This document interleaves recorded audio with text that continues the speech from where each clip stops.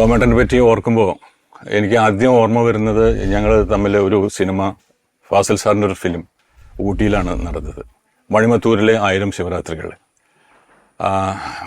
അതിൽ എൻ്റെ അച്ഛനായിട്ടാണ് സോമേട്ടൻ അഭിനയിക്കുന്നത്. ഞാനും സുഹാസിനിയുമാണ് അതിലത്തെ മക്കളായിട്ട് അഭിനയിക്കുന്നത്.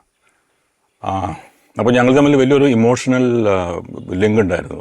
ഈ അച്ഛനും മക്കളുമായിട്ടുള്ള വളരെ ഇമോഷണലായിട്ടുള്ള സ്റ്റോറിയാണത്. അപ്പോഴൊക്കെ ഞാൻ പിന്നെ സോമേട്ടനെ ഓർക്കുന്നത് ഭയങ്കരമായ ഒരു അഹങ്കാരിയായ സോമേട്ടനാണ് ഒരു നടൻ നൽകി. പക്ഷെ ആ അഹങ്കാരത്തെ നമ്മൾ അംഗീകരിക്കും.